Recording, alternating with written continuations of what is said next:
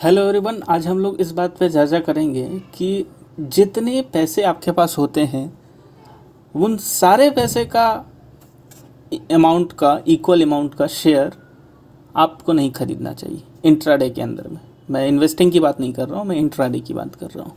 For example आपके पास है 5,000 रुपये, ठीक है, और अडानी पावर का अगर आपको शेयर, यहाँ पे मैं देखता हूँ अडानी का शेयर, यस, ये आपको मिल रहा है सपोज लोएस्ट प्राइस पे, मतलब एक ट्रिगर यहाँ गया और फिर वापस से फॉर एग्जांपल यहाँ आया।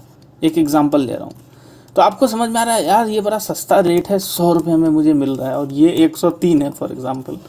तो आपको ऐसा फील हो रहा है कि ये 100 का मैं ख़रीद लूँगा और 103 पे मैं बेच दूँगा, या फिर चलो वर्स्ट केस सिनेरियो में मैं 102 पे बेच दूँगा, ठीक है।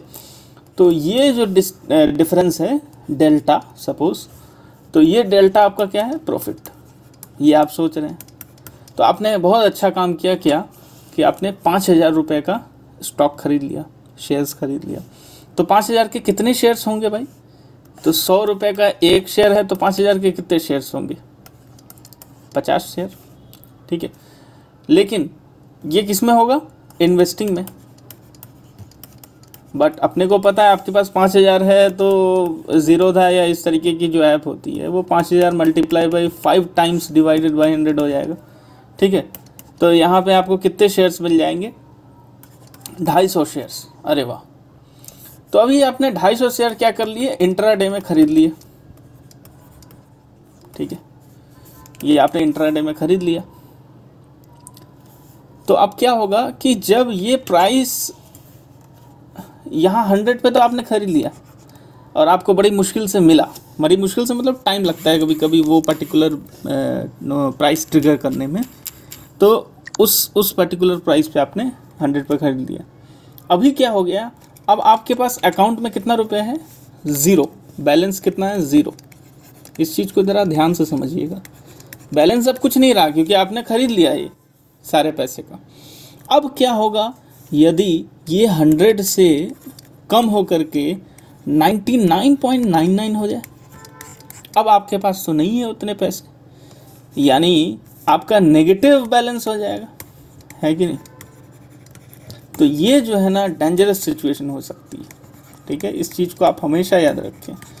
नेगेटिव बैलेंस जब हो जाता है तो अब ज़ीरोधा या फिर अपस्टॉक या कोई भी ऐप, मैं एक नाम नहीं लेना चाह रहा बट फिर भी आपको समझाने के लिए, नेगेटिव बैलेंस हो जाना मतलब क्या हुआ?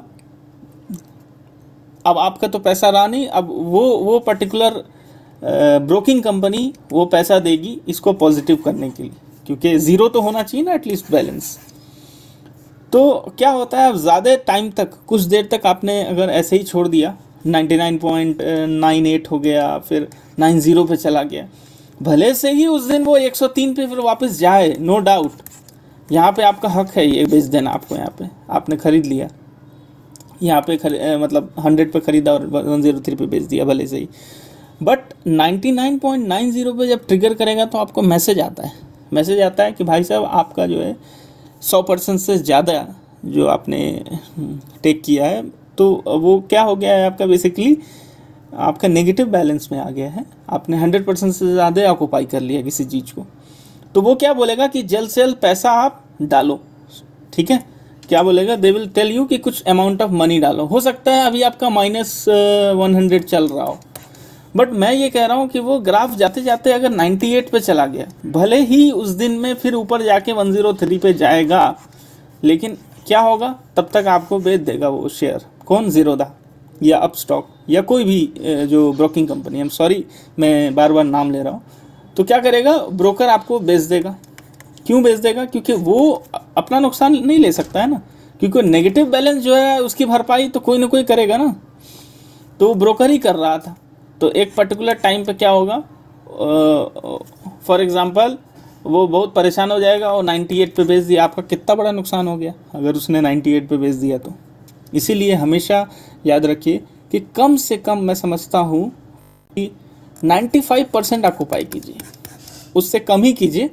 इन द सेंस कि अगर आपके पास 100 रुपया है तो 95 रुपये का आप स्टॉक लिया कीजिए या शेयर्स लिया कीजिए। 95 मल्टीप्लाई बाई 5 जो भी आता है आपको उतने अमाउंट का आप इंट्राडे शेयर लीजिए।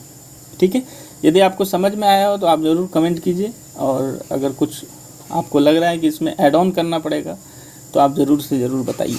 Thank you so much.